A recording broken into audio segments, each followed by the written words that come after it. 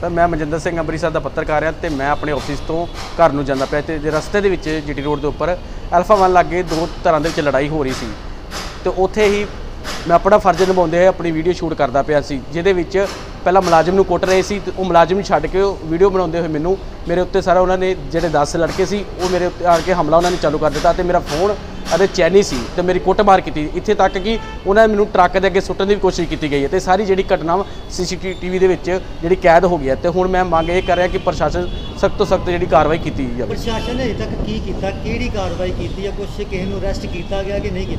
नहीं, उन्होंने वालों कहा जाए कि जो परचा दर्ज किया गया तो जी अगली कार्रवाई बनती वो की जाएगी।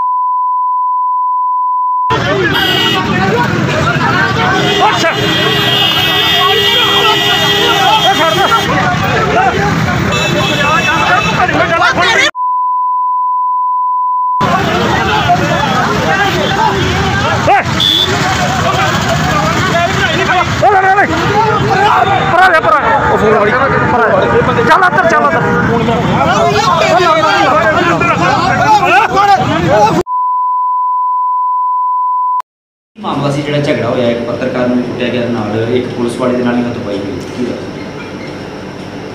हाँ जी, ये अल्फा 1 के सामने बिल्कुल एक होटल है, होटल DNR। इत्थे लॉयंस क्लब के कुछ अहुदेदारां की इलैक्शन हो रही सी, जो इलैक्शन दौरान ही इन्हां दी आपस विच तू मैं हो गई तो गल लड़ाई झगड़े तक आ गई।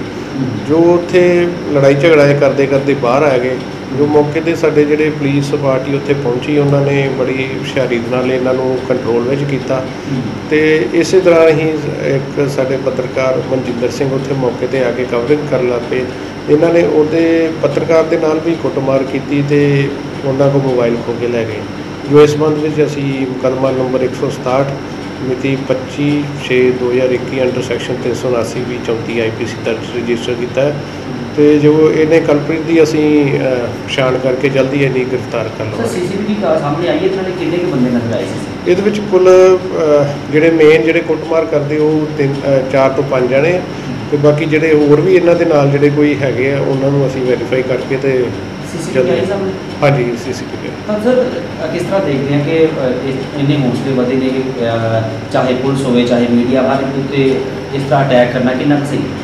देखो ये जदों इन्हां दी लड़ाई हुई तो असी साडी जिहड़ी पुलिस पार्टी सी उन्हें काफ़ी मतलब वधिया तरीके ने इन्हां नूं हैंडल किया, परंतु ये उदों नहीं हटे तो फिर इन्होंने हमलावर हो के इन्होंने सारे प्रैस रिपोर्टर उन्होंने हमला कर दिया। सर कदों तक उम्मीद रखिए इन्हों पुलिस की हिरासत में जाने? हाँ जी, इन्हों असी जल्द तो जल्द असी गिरफ्तार कर लवांगे।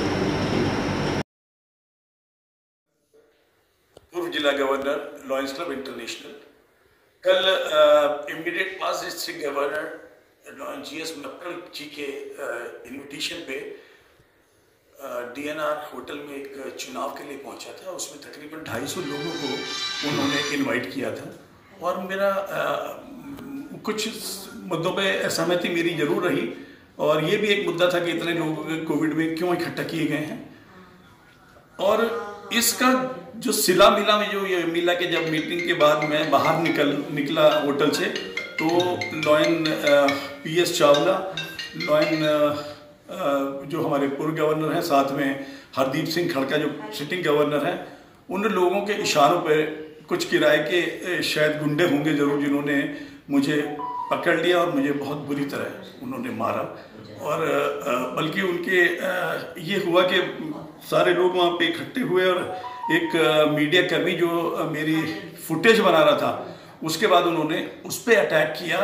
मेरा कंसंट्रेशन थोड़ा सा कम हुआ तो मैं निकलने की कोशिश कर रहा था। पुलिस वालों ने इंटरवीन किया, बल्कि उनके इतने हौसले बुलंद थे कि पुलिस वालों को भी उन्होंने के गिरफ्तार पकड़ लिया। पुलिस वालों को मतलब इतने मैं एक्सट्रीमली मैं बयान नहीं कर सकता कि इतने बुरा किया है उन लोगों ने। वो दे आर प्रोफेशनल्स कि उन्हें कोई डर नहीं था पुलिस का, एडमिनिस्ट्रेशन का। उसके बाद क्या मांग करते हो? मेरा मांग तो यही कि देखिए जो लोग भी इसके पीछे हैं, मैं तो नाम से जानता हूं, उनको कम से कम उन्हें सजा मिलनी चाहिए। मैं ड्रेस्ड, मैं एक्चुअली वीविंग यूज़ करता हूं, मेरी वो वीविंग उखाड़ ली गई पब्लिकली और मेरी चेन जो है वो खींच ली गई, स्नैच कर दी गई और वहाँ पे धक्का दिया गया। इसकी वीडियोग्राफी मेरे पास अवेलेबल है, जो कि फुटेज हमें होटल से मिली है। We have all the evidences. और मेरी डिमांड है कि इन लोगों को सख्त से सख्त सजा दी जाए जो एक डेमोक्रेटिक प्रोसेस को इतनी बुरी तरीके से अपने सेल्फ मोटिव के लिए वो इस तरीके से लोगों को इतना उन्होंने मेरे को, I just have no words to say कि जलील में जिंदगी में इतना कभी नहीं होगा जो मेरे को कल जो इन्होंने सलाह दिया है। इसलिए सख्त इन लोगों के खिलाफ एक्शन लेना चाहिए।